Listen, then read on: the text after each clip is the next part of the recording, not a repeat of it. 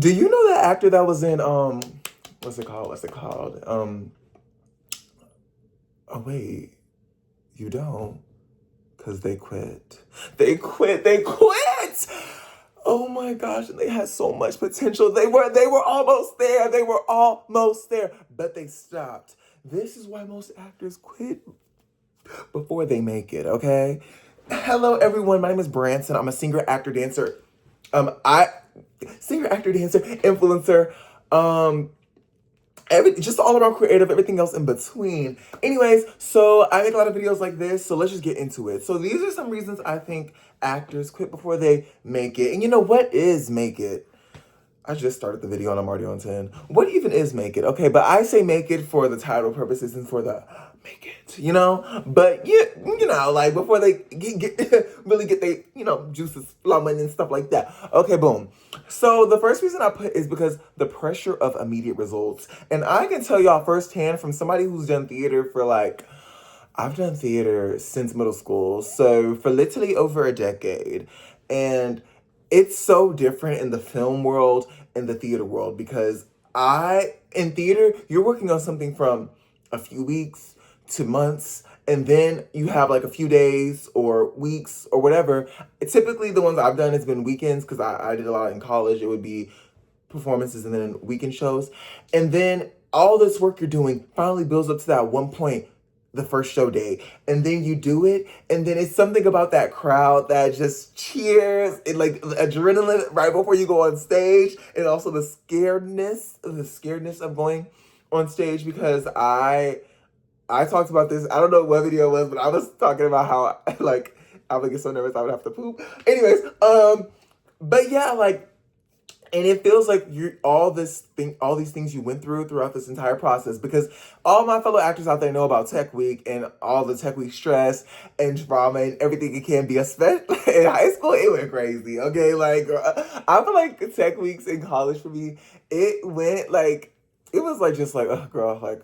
I got school and I got this, like, but whatever, you know what I'm saying? Like, the life of an actor. I mean, I'd rather be stressed about me trying to, do this one character activity rather than a 30 billion page paper about the geography of Antarctica. I don't know.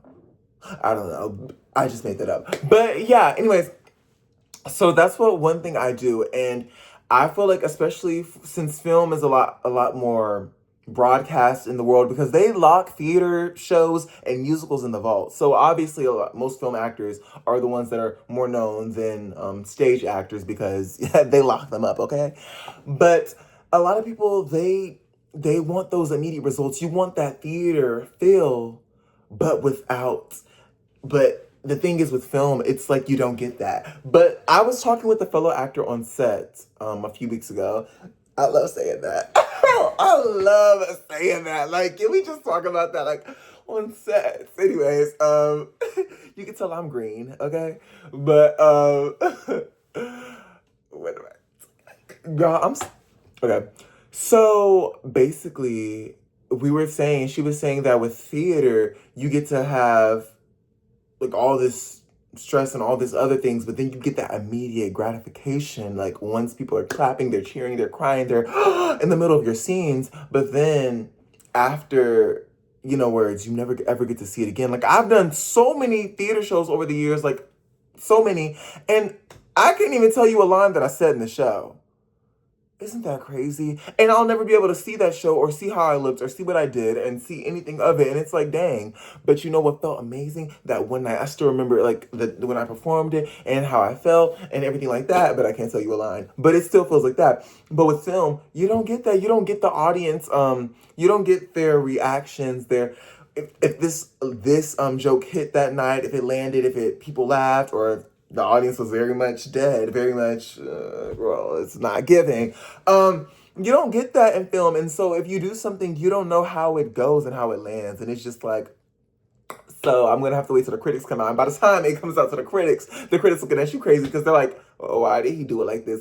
But little did y'all know, they thought I was eating it up on sets, okay? They thought I was tea. But I guess y'all, I just know Debbie Ryan felt like she was eating that up. Like, here I go again with the niche, like the niche references. But you know that like video, if you don't know, there's a video of Debbie Ryan like this. Anyways, But I just know she was like, I'm eating that up. And then little did she know, like 2 decades later, like people will be eating her up. Like, girl, what? Girl, love you, Debbie. And congrats on the baby. I don't know if it's, or if you already had your baby, but congrats though, Debbie. Love you down. Anyways, but yeah, and with film, you don't get that immediate gratification, but what you do get is you get to see it over and over as many times as you want with new audiences, with your friends, with your family, if that's what you choose. Or like it just you get to have that forever, and that's like the beauty of film. You know what I'm saying? So both sides have their beauty, but that's one reason I feel like actors uh, it's the immediate gratification. Okay. The next thing is the financial stress. Okay. Because I talked about this before, but honey, acting is not cheap. Okay. Anything creative is not cheap. You're putting your heart, soul, and your dollars, or whatever currency, the euros, the pesos, the yen, the won. Okay. Wait, because it's giving culture. Let me stop. Like, girl. Branson, you know a couple different currencies. Okay, it's not that big of a deal.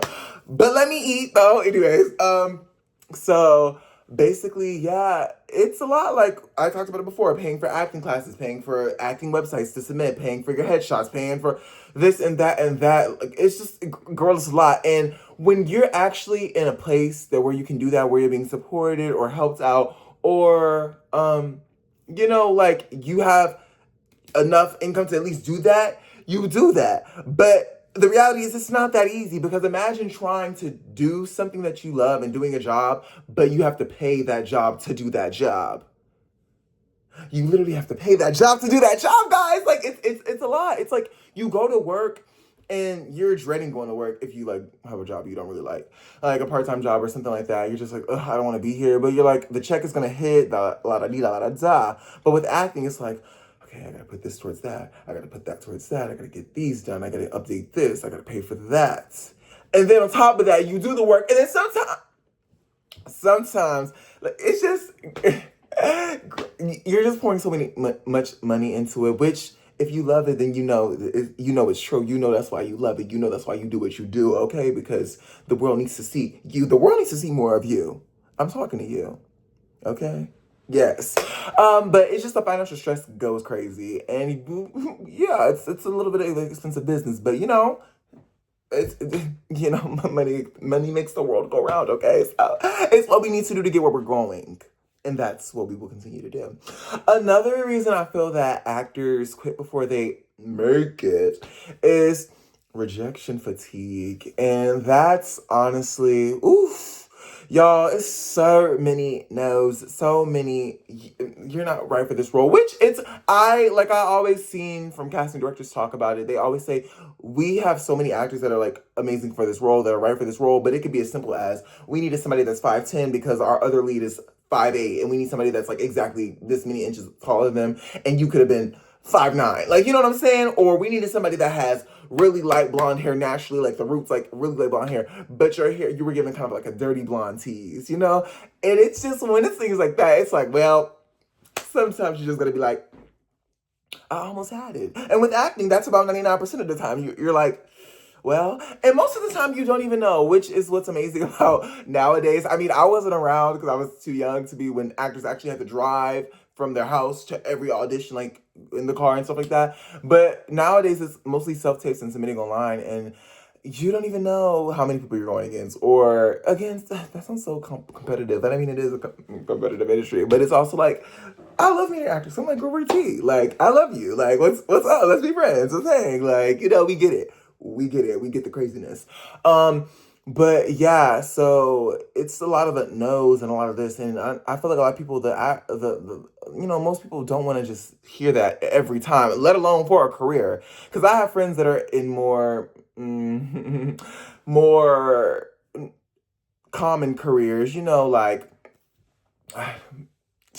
me trying to think of random things like what's the career, like a nurse or lawyer. Well, my friends are still in college or like masters and stuff like that, but the ones that are doing things like that, they're doing like accounting, this, that, da da da, and they're hearing a lot of no's, and it's taking a toll on them. Now imagine that, but literally for the rest of your life, for your whole career, people don't want to hear that, and it's only the crazy people that stay, and I'm local, okay, very crazy, okay, because we're doing it, and yeah, it's just that's another reason I feel like a lot of people just don't want to keep going, but it's showbiz, baby. Okay.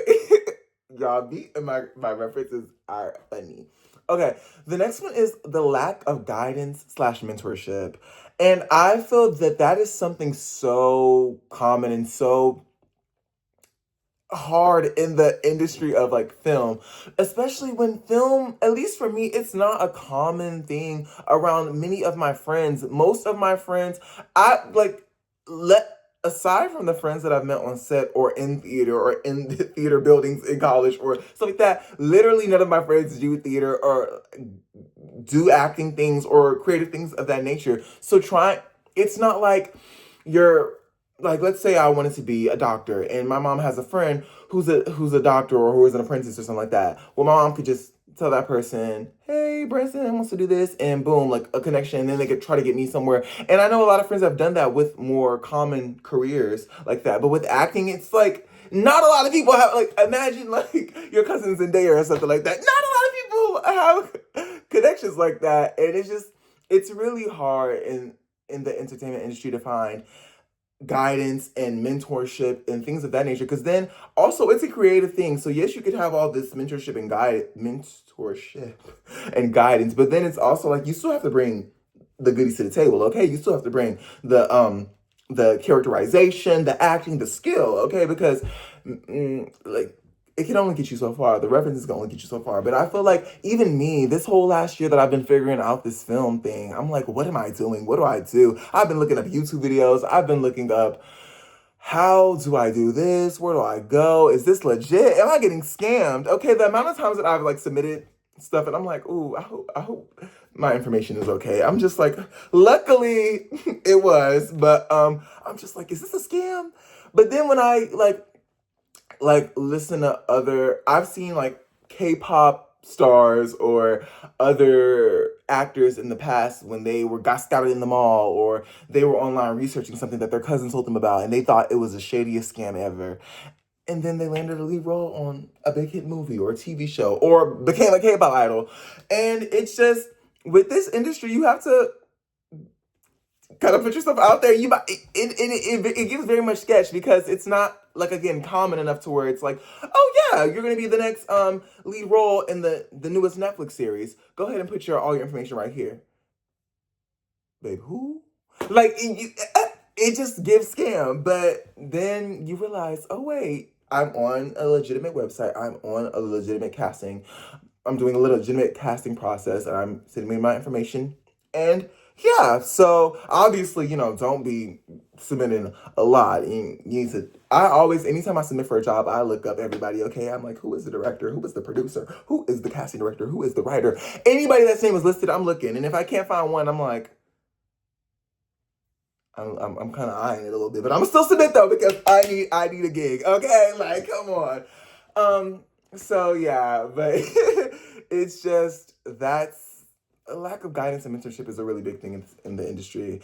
The next thing I would say is the emotional toll or sacrifice that you just do, because it's so many things with your like social life and just things, I don't know, because I feel like it's hard for me sometimes because my friends that do have jobs where it's like 8 a.m. to 5 p.m. or 9 to 3 or whatever, me trying to figure out the normal job thing. It's they're very much okay after work. They want to like rest and be tired and like I'm like, okay, boom. But then some days I have work in the afternoon and I don't get to see them. But then the weekends they're off, but then I have work, and it's just like versus all the friends that like have work at this time, they get off at this time, they do this, and everything is like the same every day for them. It's like easy, cute, kiki, hang out. But then it's for me, it's kind of like, oh, well, I actually work in the afternoon, or I actually work on the weekend, or I actually do this and I actually do that. But how about next Tuesday? Okay, yes, let's do that. Oh wait, I just got a gig. Okay, wait, hold on. It's just a lot, and it's a lot of instability. Boom, that's the word I could have just said. Instability. That would have explained a lot more than what I just said. But yeah, it's a lot of that. But like I said, the craziest of crazies of us, we do it. We're gonna keep going. Okay, what is this move? I don't know. Is it giving dance move? Can you tell I'm a dancer? Why do my thumbs do that? Is this hitchhiker thumbs? I think so, right? I don't know. But yeah, and the last thing I want to say is how some actors keep going anyway. That's me, baby. And I hope that's you. Or even if you're just watching this video just because you like me, or you're also a creative but you do music or anything else creative, or just you in life and just pursuing what you love. We keep going because we know this is what we want to do. We know we cannot do anything without this thing. And anytime I'm doing anything that's not creative for long periods of time, I want to leave. I want to go. Anytime I'm in that job clocked in, I'm thinking, I need to leave. And I want to go. And now we are doing those oh my gosh. Oh my gosh. Anyways, guys, y'all are like a little mini stand thing. But that's a sign that I'm talking too much and I should end this video. So thank you guys so much for watching this video. Y'all are like, Branson, why are you so low? Please subscribe. Go watch my shorts because I make music remixes on my shorts too. And yeah, so, and also just, if you want to keep up with me.